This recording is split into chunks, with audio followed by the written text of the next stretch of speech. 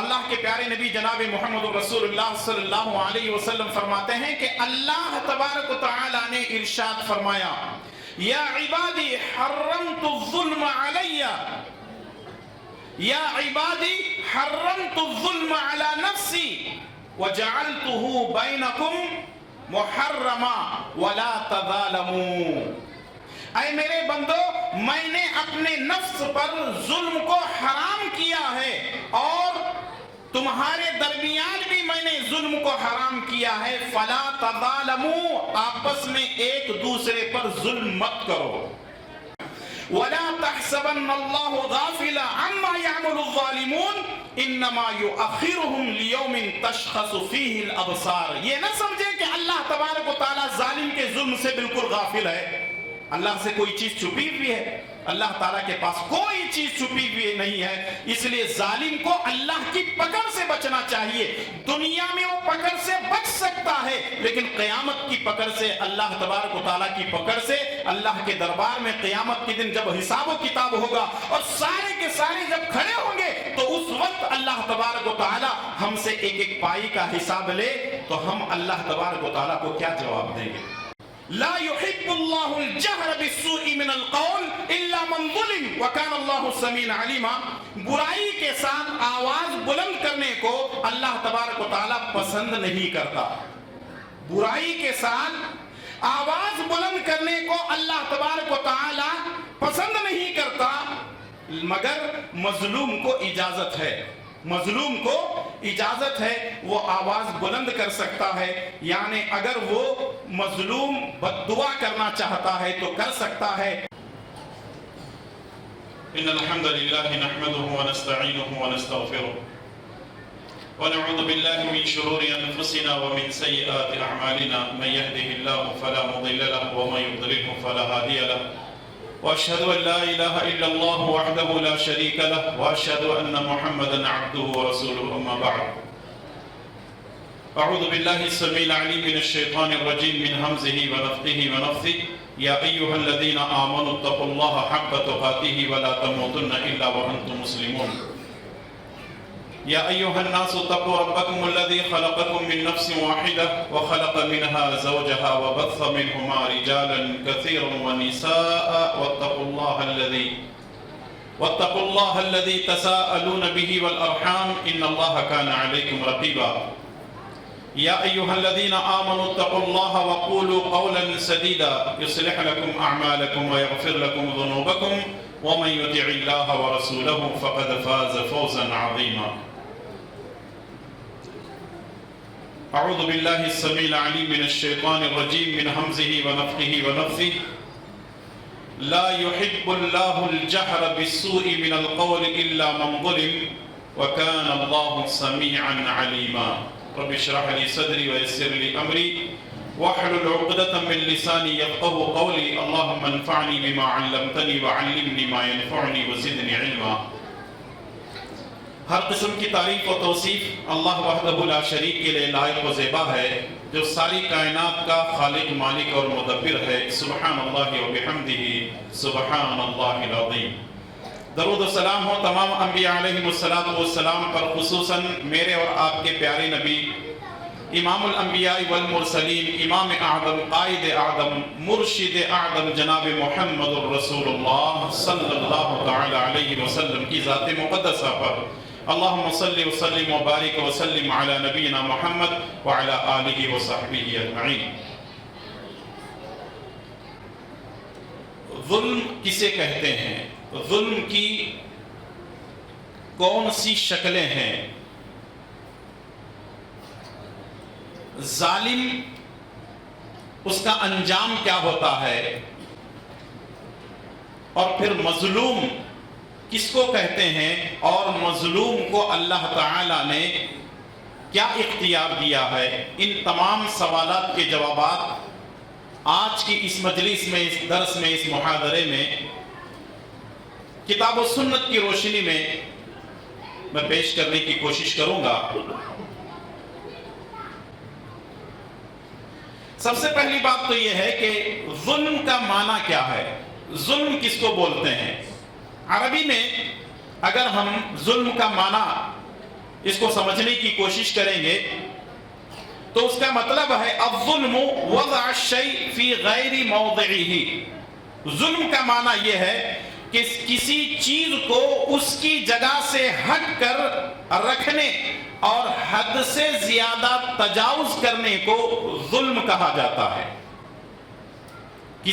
کسی چیز کو اس کی جگہ سے ہٹا کر رکھنے، وہاں سے نکال کر دوسری جگہ لے جانے یا اس سے آگے بڑھنے کو ظلم کہا جاتا ہے. مثال کے طور پر اگر کوئی آدمی کسی کا مال کھاتا ہے یا کسی کی جگہ قبضہ کر لیتا ہے ناجائز طریقے سے، یہ ظلم ہے. اور جس آدمی نے کسی کا مال یا کسی کے جگہ کو قبضہ کیا ہوا ہے اس کو ظالم کہیں گے، اور جس کی جگہ اس نے ہڑپ کیا ہے اس کو کیا کہیں گے؟ مظلوم.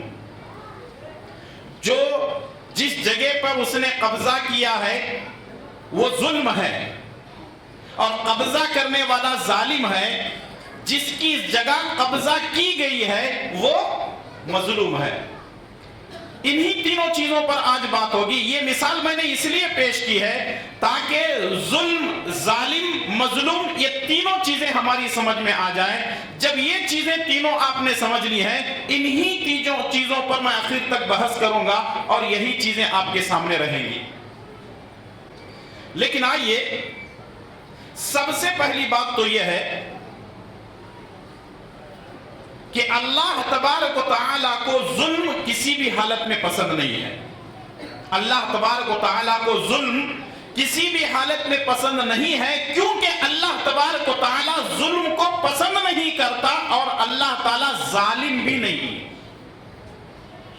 جیسے حدیث قدسی ہے، صحیح مسلم حدیث نمبر 2577، ابو ذر غفاری رضی اللہ تعالیٰ عنہ فرماتے ہیں، اللہ کے پیارے نبی جناب محمد رسول اللہ صلی اللہ علیہ وسلم فرماتے ہیں کہ اللہ تبارک و تعالیٰ نے ارشاد فرمایا، یا عبادی حرمت الظلم علی، یا عبادی حرمت الظلم علی نفسی وجعلته بینکم محرما ولا تظالموا. اے میرے بندو، میں نے اپنے نفس پر ظلم کو حرام کیا ہے اور تمہارے درمیان بھی میں نے ظلم کو حرام کیا ہے. فلا تظالموا، آپس میں ایک دوسرے پر ظلم مت کرو. یعنی ظلم کرنا اللہ کو پسند نہیں ہے، اللہ تعالیٰ ظالم نہیں ہے، اور اللہ تبارک و تعالیٰ نے اپنے بندوں کو اپنے ہی بھائیوں اور بہنوں کے ساتھ، چاہے انسان ہو، جانور ہو یا دیگر مخلوقات ہوں، ظلم کرنے سے منع کیا ہے. اور اگر ہم السلسلۃ الصحیحہ کی ایک حدیث رکھتے ہیں، سامنے رکھ کر کے اگر بات کرتے ہیں، السلسلۃ الصحیحہ حدیث نمبر 1977، شیخ البانی رحمۃ اللہ علیہ نے اس روایت کے تعلق سے کہا کہ یہ حسن درجے کی ہے. اللہ کے پیارے نبی جناب محمد رسول اللہ صلی اللہ علیہ وسلم نے فرمایا، الظلم ثلاثۃ، ظلم تین طرح کا ہوتا ہے. ظلم کی تین قسمیں ہیں، یعنی ظلم کو تین قسموں میں بانٹا جا سکتا ہے. نمبر 1، ایسا ظلم جو کبھی بخشا نہیں جائے گا، یعنی ایسا ظلم جس کو اللہ تعالیٰ کبھی معاف نہیں کرتا، کبھی نہیں بخشتا. دوسرا ظلم وہ ہے جو اللہ تعالیٰ بخشے گا، اور تیسرا ظلم وہ ہے جو اللہ تبارک و تعالیٰ نہیں چھوڑے گا. یہ تین ظلم ہیں جس کو پیارے نبی صلی اللہ علیہ وسلم نے بیان فرمایا ہے. وہ ظلم جو بخشا نہیں جائے گا، وہ ظلم کون سا ہے؟ وہ ظلم ہے جس کو اللہ تعالیٰ نے قرآن کریم کے ذریعے سے پیش کیا ہے، ان الشرک، آیت مکمل کیجئے، ان الشرک. ارے شروع سے لے کر آج تک آپ کی عمریں 25 سال، 40 سال، 60 سال کی ہو گئی. میں سمجھتا ہوں سال میں نہیں بلکہ مہینے میں کئی مرتبہ یہ آیت دہرائی جاتی ہے، ان الشرک لظلم عظیم. اگر سب سے بڑا اس کائنات میں ظلم ہے تو وہ کیا ہے؟ کیا ہے؟ شرک ہے. یعنی اللہ تعالی ہر گناہ کو معاف کر دیتا ہے، ہر گناہ کی بخشش اللہ کے پاس ہوتی ہے. اللہ تبارک و تعالی کے پاس ظلم کی یعنی شرک کی بخشش نہیں ہوتی. ان اللہ لا یغفر ان یشرک بہ ویغفر ما دون ذلک لمن یشاء. اللہ شرک کے علاوہ ہر گناہ کو معاف کر دیتا ہے.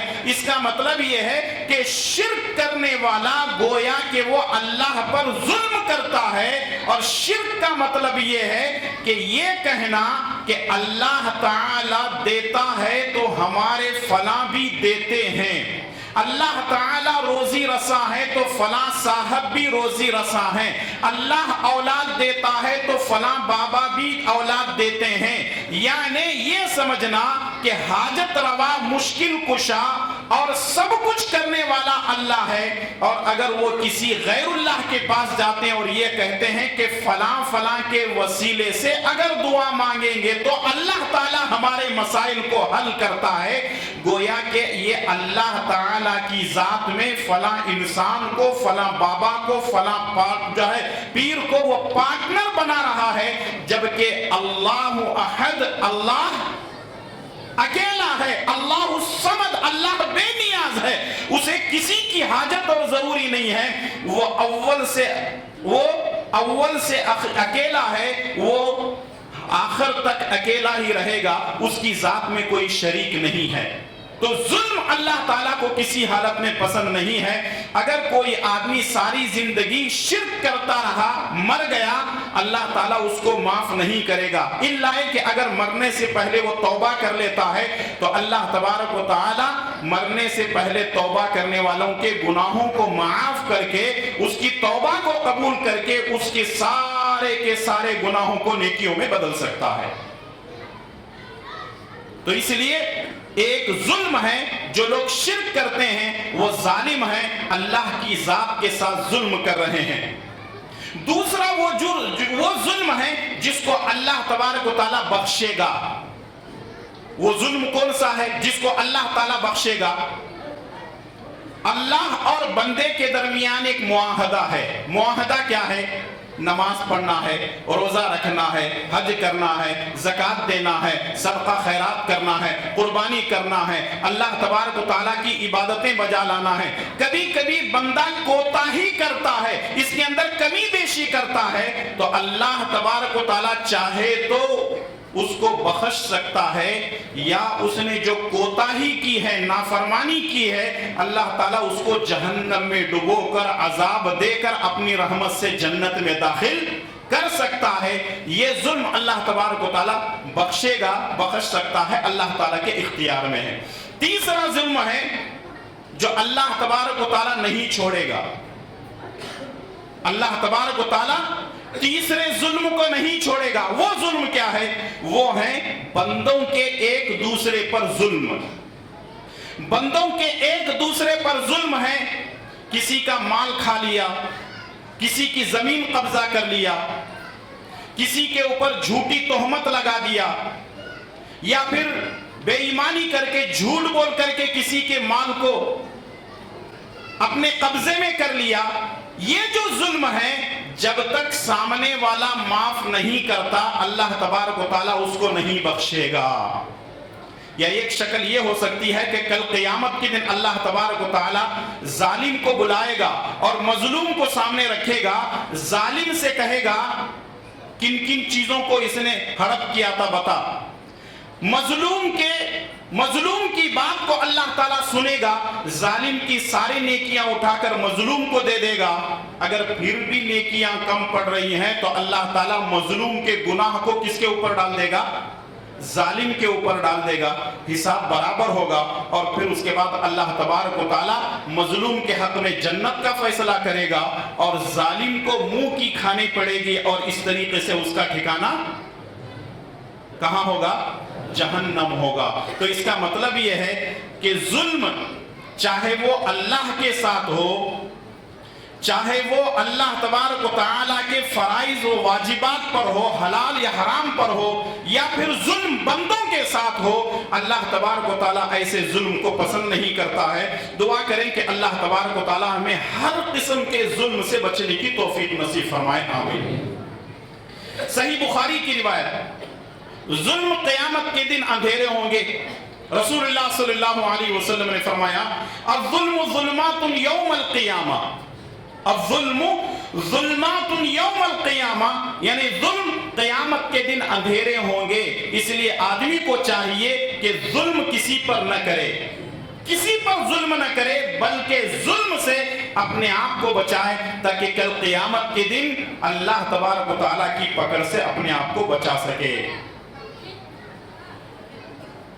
جو ظالم ہوتے ہیں ان کو یہ بات جان لینی چاہیے، آخرت کے عذاب سے پہلے اللہ تعالیٰ ان کے ظلم کی وجہ سے دنیا میں ہی ان کو پکڑ سکتا ہے۔ کچھ لوگ اتنے گھمنڈ اور اتنا تکبر اور اتنا اکڑتے ہیں، ظلم کرنے کے بعد بھی کہتے ہیں کہ دیکھا جائے گا بعد میں، قیامت کی بات کر رہے ہو نا، بعد میں دیکھا جائے گا، اللہ مجھ سے پوچھے گا نا میں جواب دوں گا۔ لیکن ظالم کو یہ مان لینا چاہیے، یہ جان لینا چاہیے کہ ظالم کو آخرت میں عذاب دینے سے پہلے اللہ تعالیٰ دنیا ہی میں عذاب دے سکتا ہے، اس کو پکڑ سکتا ہے۔ جیسے کہ سنن ابو داؤد کی روایت ہے، رسول اللہ صلی اللہ علیہ وسلم نے فرمایا کہ دو لوگ ایسے ہیں جن کو آخرت سے پہلے ہی دنیا میں اللہ تبارک و تعالیٰ گرفت کر سکتا ہے، پکڑ سکتا ہے۔ پہلے نمبر پر ہے البغی وقطیعۃ الرحیم، ایک وہ شخص جو بغاوت کرتا ہے، جو ظلم کرتا ہے، اللہ تعالیٰ اس کو دنیا میں عذاب دے سکتا ہے۔ جو ظالم ہے، جو ظلم کرتا ہے، اللہ تعالیٰ اس کو دنیا میں عذاب دے سکتا ہے۔ وقطیعۃ الرحیم، اور جو رشتوں کو توڑتے ہیں، اللہ تعالیٰ ان کو آخرت سے پہلے دنیا میں ہی پکڑ سکتا ہے۔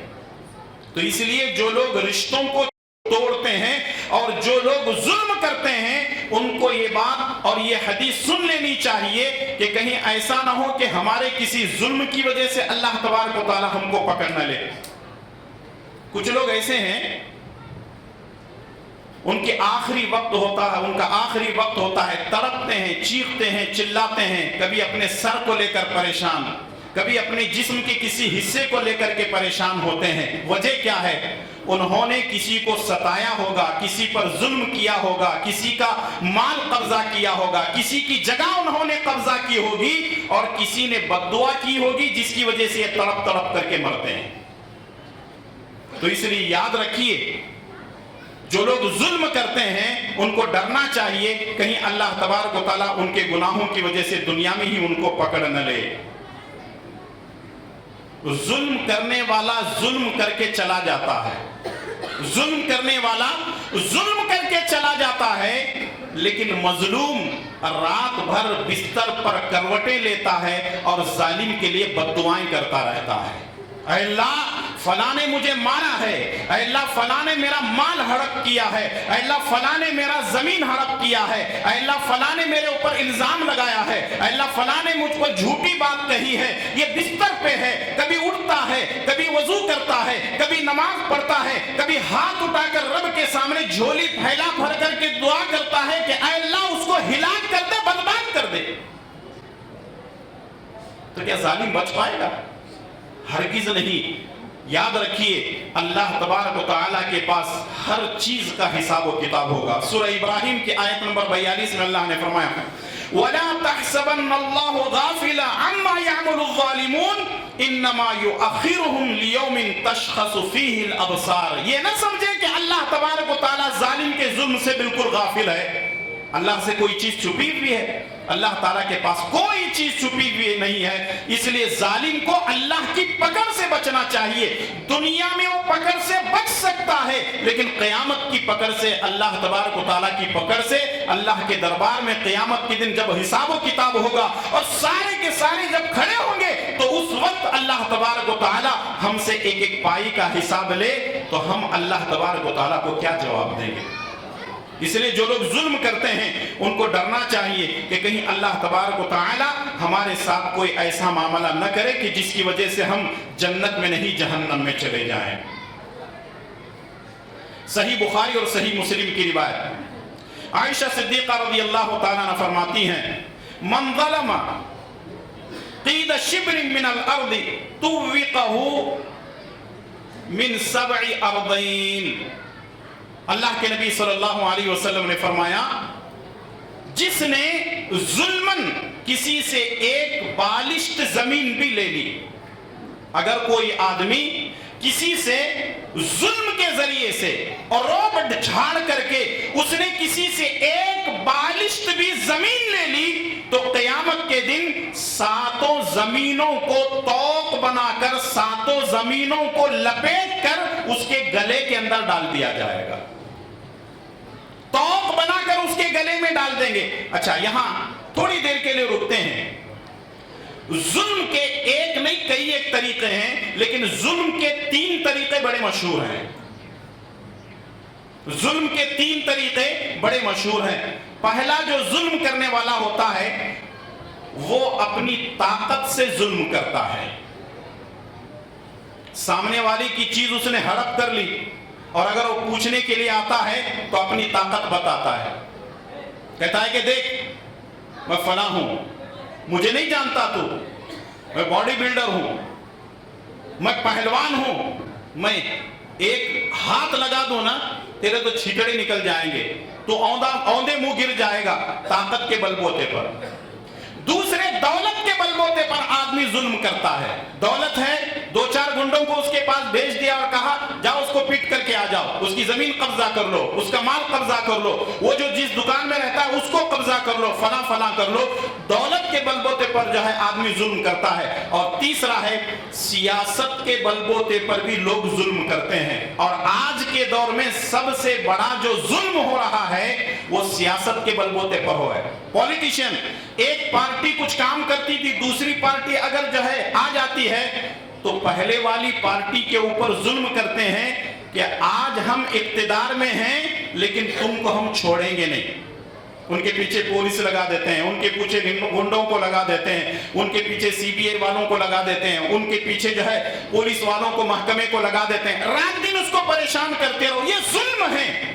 اور یاد رکھیے ظلم اگر سیاسی ہو تب بھی غلط ہے، ظلم اگر دولت کے ذریعے سے ہو یہ بھی غلط ہے، ظلم اگر طاقت کے ذریعے سے ہو، یہ ظلم کی جتنی قسمیں ہیں یہ ساری کی ساری غلط ہیں۔ اس لیے آدمی کو چاہیے کہ ظلم کرنے سے بچے۔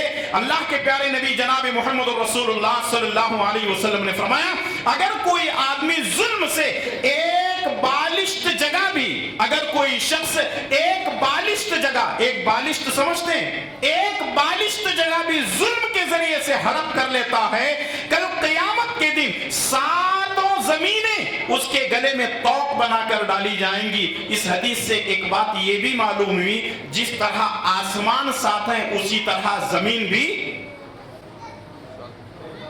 نہیں سمجھ میں بات۔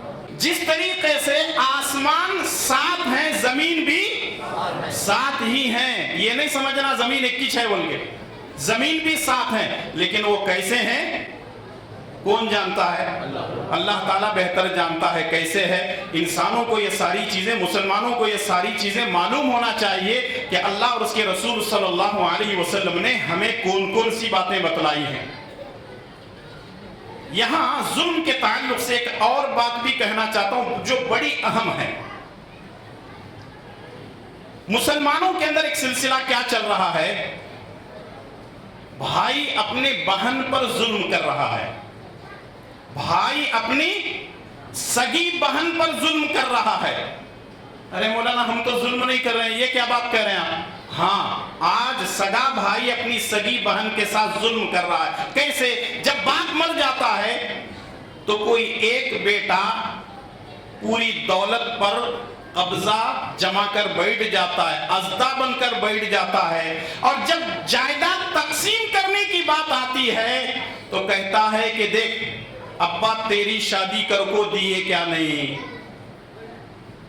تیرے واسطے کھیت بکے، تیرے واسطے پلاٹ بکے، تیرے واسطے جگہ بکے، اب ابا تجھے سب بکا کو تیری شادی کر کو گئے، یہ جو گھر ہے، یہ جو کھیت ہے، یہ جو جگہ ہے میرا ہے، میں وراثت میں نہیں دیتا۔ اس کا مطلب یہ ہے کہ بھائی اپنی بہن پر کیا کر رہا ہے؟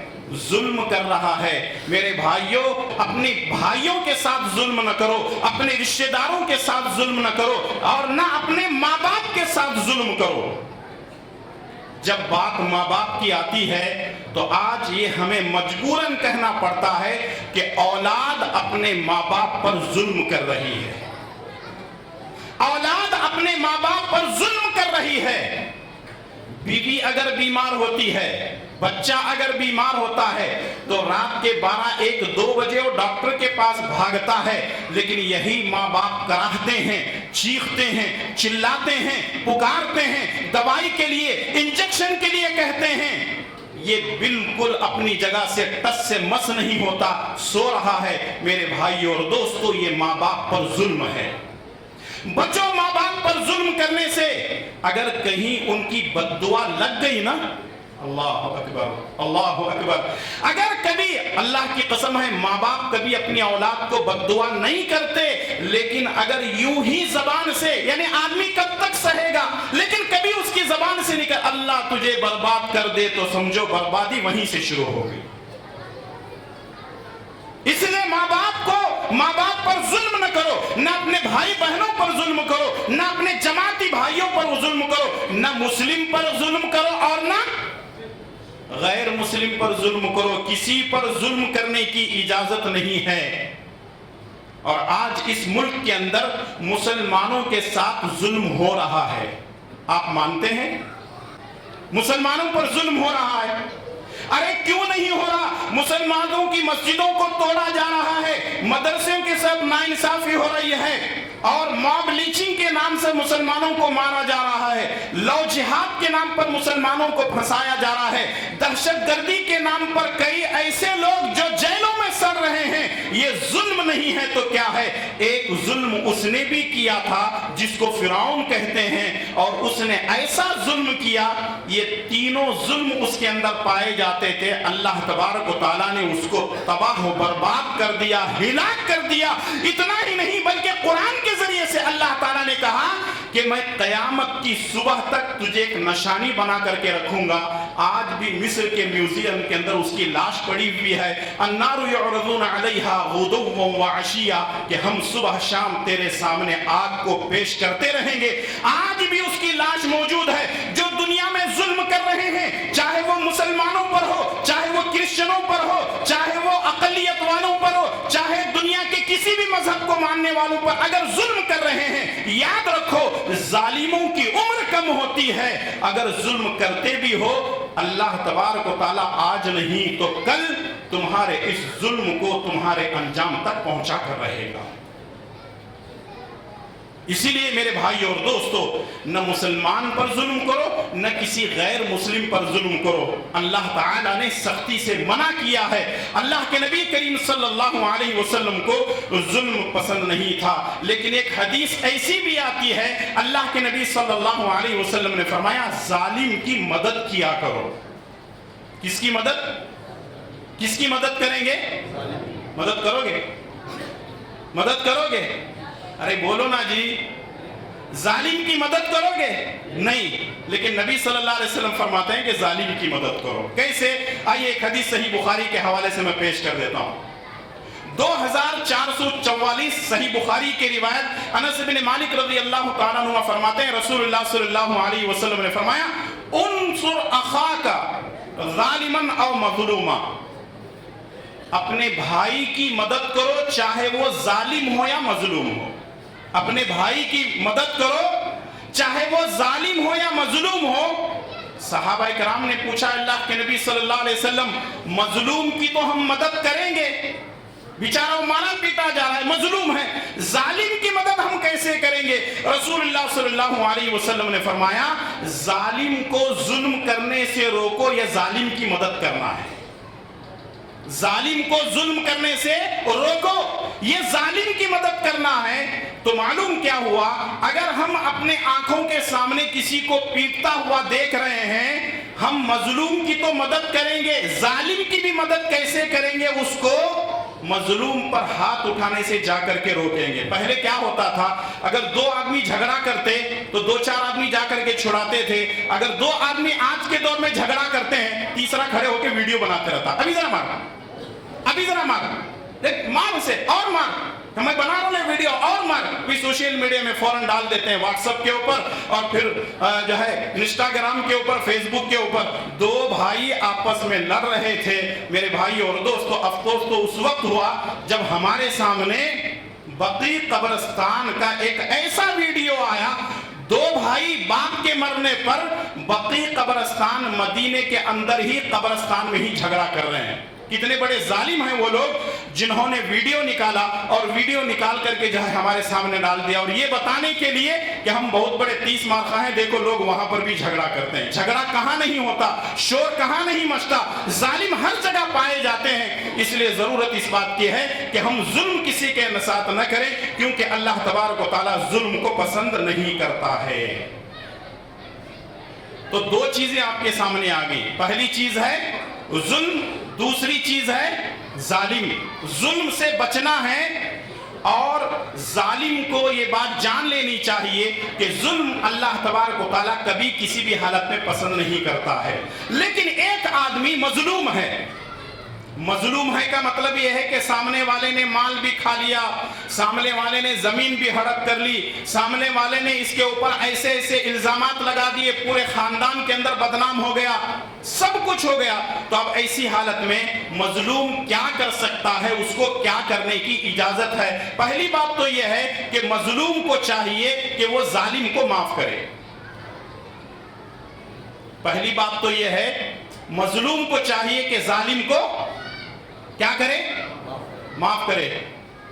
یہاں کتنے لوگ ایسے بیٹھے ہوئے ہیں جنہوں نے کبھی نہ کبھی جھگڑا تو کیا ہوگا, اور ہمارے جو جھگڑے ہیں, ہماری جو دشمنیاں ہیں, ہماری جو عداوتیں ہیں, وہ کبھی کبھی سال 2 سال نہیں, 10 سال, 15 سال, 20 سال تک چلتی ہیں. یہاں تک کہ کچھ لوگ تو ایسے ہیں جو یہ کہتے ہیں میں فلاں کو معاف ہی نہیں کرتا, فلاں آدمی مر گیا بھئی نماز جنازے میں آؤ, نہیں میں اس کی نماز جنازے میں بھی نہیں آؤں گا. کیوں؟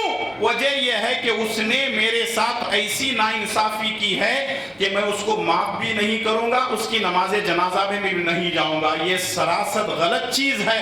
اگر کسی نے آپ پر ظلم کیا ہے, پہلی بات تو یہ ہے کہ آپ اس کو معاف کرنے کی پوری کوشش کریں, لیکن اس کو بد دعا نہ دیں.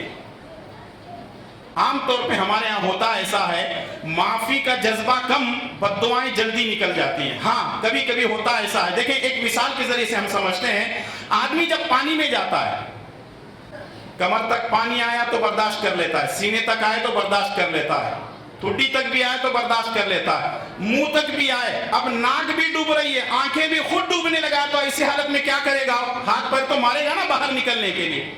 تو جو حد سے زیادہ مظلوم ہے, سارے راستے مسدود ہو چکے ہیں, سارے راستے بند ہو چکے ہیں, تو ایسی حالت میں مظلوم کو دعا کرنے کی یا دوسرے معنی میں بد دعا کرنے کی اجازت ہے. اس لیے ظالم کو چاہیے کہ وہ کسی کو اتنا نہ تنگ کرے, اتنا نہ پریشان کرے کہ وہ مجبور ہو کر کے اپنے اس کے حق میں بد دعا کرنا شروع کر دے. قرآن کریم کے اندر اللہ تبارک و تعالیٰ نے ارشاد فرمایا, سورہ نساء کی آیت نمبر 148 ہے, لا يحب الله الجهر بالسوء من القول الا من ظلم وكان الله سميعا عليما. برائی کے ساتھ آواز بلند کرنے کو اللہ تبارک و تعالیٰ پسند نہیں کرتا. برائی کے ساتھ آواز بلند کرنے کو اللہ تبارک و تعالیٰ پسند نہیں کرتا, مگر مظلوم کو اجازت ہے, مظلوم کو اجازت ہے, وہ آواز بلند کر سکتا ہے.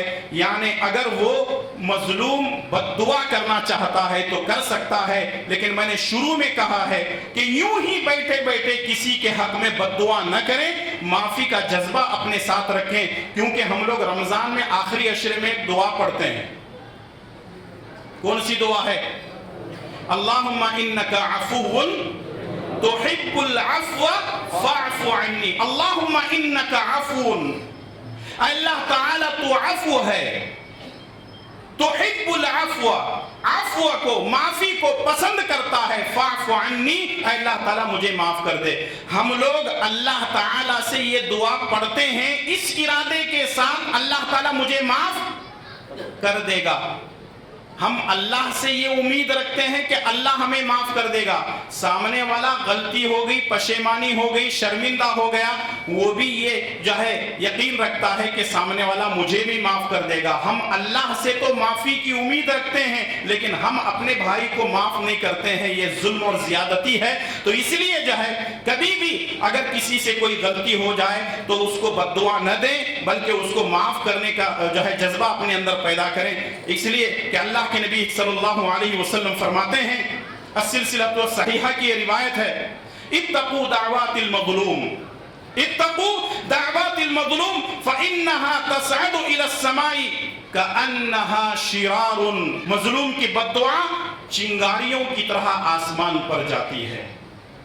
मजलूम की बद्दुआ से बचो, क्योंकि ये आसमान पर चिंगारियों की तरह जाती है। बुखारी की एक और रिवायत है, मुआज़ इब्न जबल रज़ी अल्लाह तआला अन्हु को रसूलुल्लाह सल्लल्लाहु अलैहि वसल्लम ने मुल्क यमन की तरफ भेजा था, तो आपने फरमाया था, इत्तकी दाअवतल मज़लूम, मजलूम की बद्दुआ से बचो, फ़इन्नहा लैसा बैनहा व बैनल्लाहि हिजाब, क्योंकि मजलूम की दुआ और अल्लाह के दरमियान कोई हिजाब नहीं होता, कोई पर्दा नहीं होता। इधर मजलूम ने बद्दुआ की, अल्लाह ताला उसकी दुआ को फौरन कबूल कर लेता है।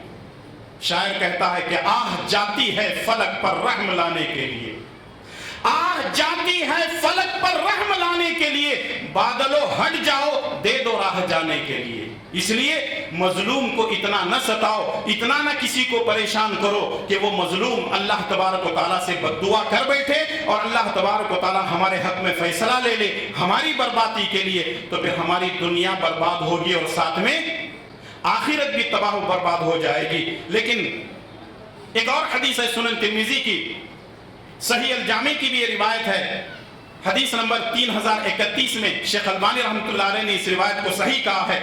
अबू हुरैरा रज़ियल्लाहु ताला अन्हु फरमाते हैं, रसूलुल्लाह सल्लल्लाहु अलैहि वसल्लम ने फरमाया, सलासु दाअवातिन मुस्तजाबात ला शक्क फीहिन्ना, 3 लोगों की दुआओं को अल्लाह तबारक व तआला कबूल करके रहता है, ला शक्क फीहिन्ना, उनकी दुआओं को कबूल होने में जर्रा बराबर भी शक नहीं है। वो 3 लोग कौन हैं? दावतुल मज़लूम, पहले नंबर पर मजलूम की दुआ को अल्लाह ताला कबूल करता है। व दावतुल मुसाफिर, मुसाफिर की दुआ अल्लाह ताला कबूल करता है। व दावतुल वालिदी अला वलदिही, बाप की दुआ अपने औलाद, अपने बेटे के हक में अल्लाह ताला कबूल करता है। तो इसलिए मजलूम की बद्दुआ से अपने आप को बचाने की कोशिश करें। लेकिन आइए आखिरी बात आपकी खिदमत में पेश करने जा रहा हूं।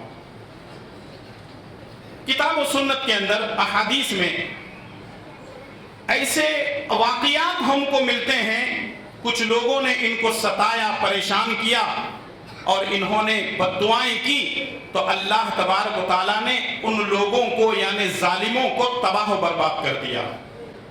इस रूए जमीन पर सबसे पहली जो बद्दुआ थी वो हजरत नूह अलैहिस्सलातु वस्सलाम की थी। सबसे पहले नूह अलैहिस्सलातु वस्सलाम ने बद्दुआ की। देखें, ऐसी बद्दुआ नूह अलैहिस्सलातु वस्सलाम ने नहीं की, बल्कि उसके पीछे एक मकसद है। नूह अलैहिस्सलातु वस्सलाम ने अपनी कौम को कितने साल तक समझाया? 950 साल तक अपनी कौम को समझाते रहे, दिन रात समझाते रहे, उठते बैठते समझाते रहे। 950 साल कहना बहुत आसान है, गुजारना बहुत मुश्किल है। सोचो, नूह अलैहिस्सलातु वस्सलाम की उम्र आज के दौर में अगर होती तो हम लोग क्या करते? कितने लोगों को कत्ल करते, कितने लोगों को टोपियां मार डालते, कितने लोगों का जो है सत्यानाश करते। और हम क्या चाहते? सब मर जाना, मैं एकला जिंदा रहना, सबकी दौलत मेरे पास आ जाना।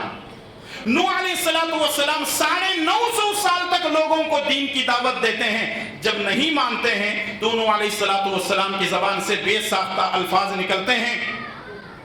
सूरह नूह की आयत नंबर 26 और 27 में अल्लाह ताला ने फरमाया, وقال نوح رب لا تذر على الارض من الكافرين ديارا انك ان تذرهم يضلوا عبادك ولا يلدوا الا فاجرا كفارا.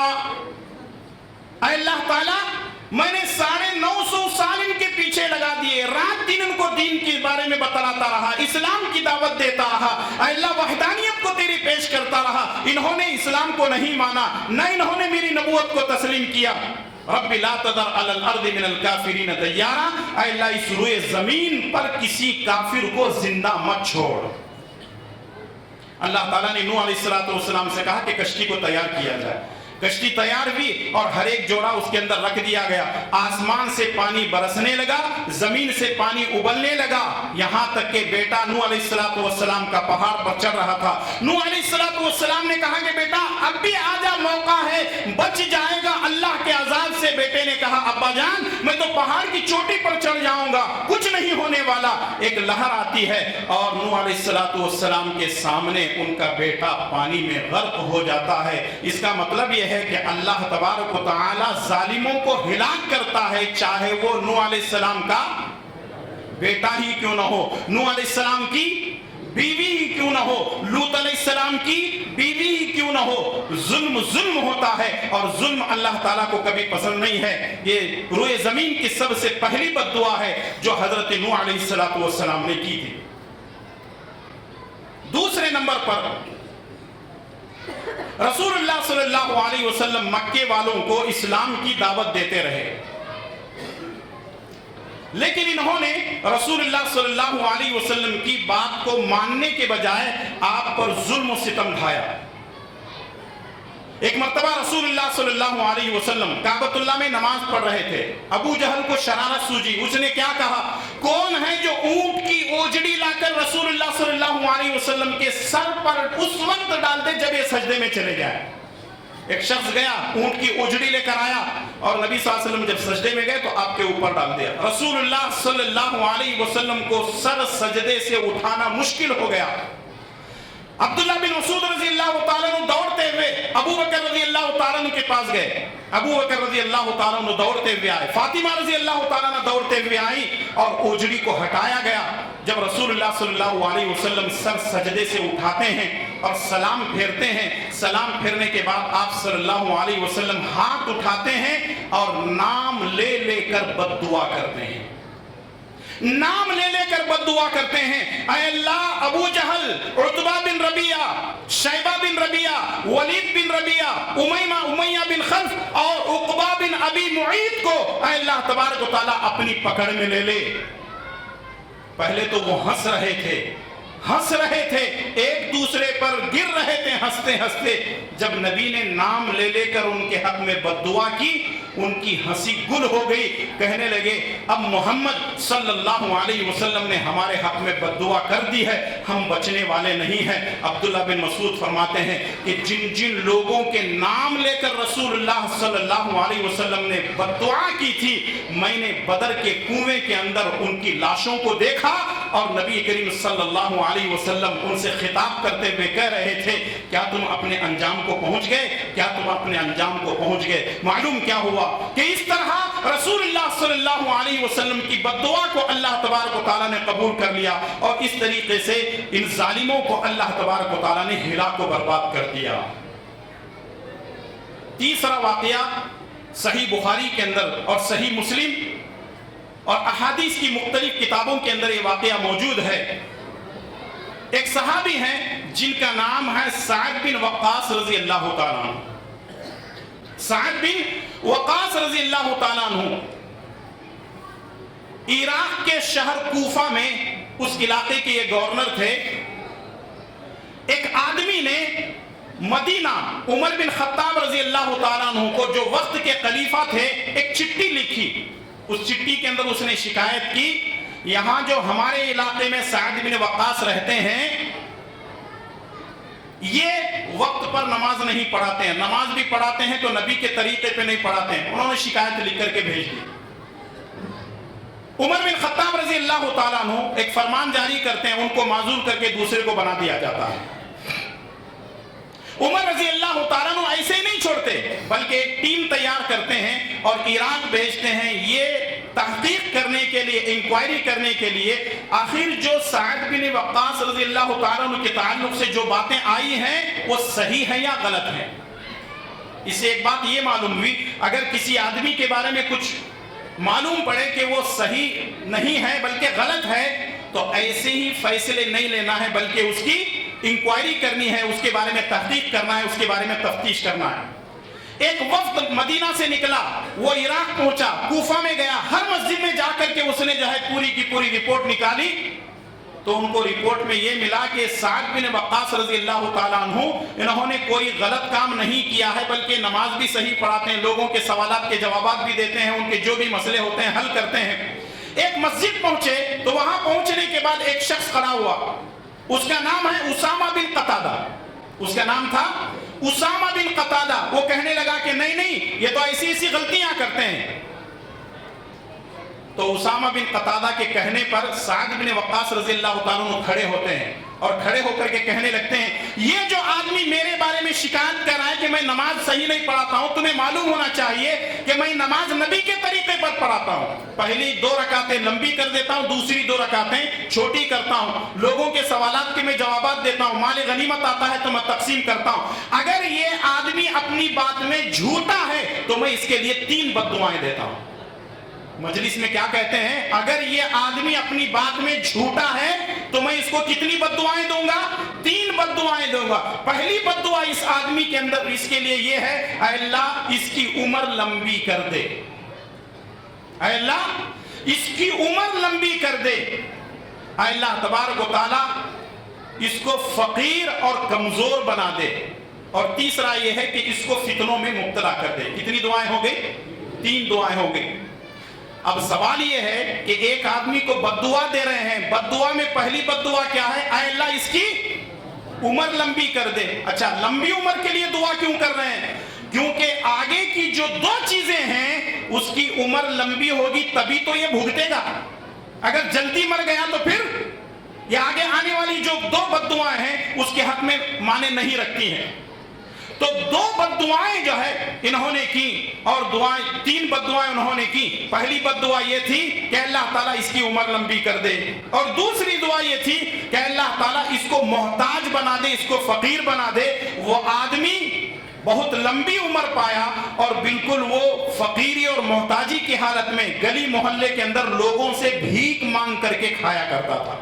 اے اللہ اس کو فتنوں میں مبتلا کر دے۔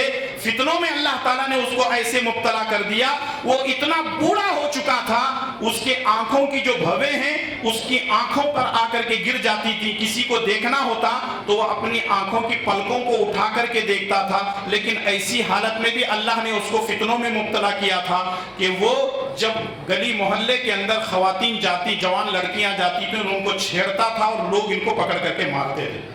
تو وہ کہا کرتا تھا لوگوں جتنا مارنا ہے مجھے مار لو، کیونکہ میں سعد بن وقاص کی بددعا کا نتیجہ ہوں، ان کی بددعا نے میرے اوپر ایسا اثر کیا کہ یہ ساری چیزیں میں بھگت رہا ہوں۔ معلوم کیا ہوا؟ اس طریقے سے ایسے بہت سارے واقعات آپ کو ملتے ہیں۔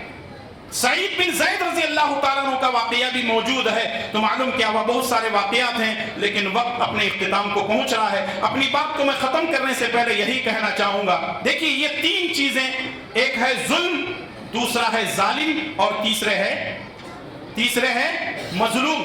تو ہمیں چاہیے کہ ہم ظلم کسی پر نہ کریں، دوسری بات یہ ہے کہ ہم ظالم نہ بنیں، اور تیسری بات یہ ہے کہ مظلوم کو اللہ تبارک و تعالیٰ نے آخری درجے میں اجازت دی ہے۔ لیکن کبھی کبھی خاص طور پہ ہم ایک چیز دیکھتے ہیں کہ مائیں جو ہے اپنے بچوں کو ایسے الفاظ میں دعائیں دے دیتی ہیں، بددعائیں دیتی ہیں، تیرا ستیاناش ہو جائے، تیرا وہ ہو جائے، تیرا فلاں ہو جائے، تو وہ کیا کرے گا، یہ کیا کرے گا۔ ایسے الفاظ ہی نہ کہیں، بلکہ یہ کہیں اللہ تجھے ہدایت دے، اللہ تجھے نمازی بنا دے، اللہ تجھے دین کا داعی بنا دے، اللہ تبارک و تعالیٰ تیرے ذریعے سے جو ہے دین کی خدمت لے۔ اگر یہ बद्दुआएं दिए बगैर हम दुआएं देंगे तो इंशाअल्लाह तबारक व तआला इसका फायदा दुनिया में भी होगा, आखिरत में होगा।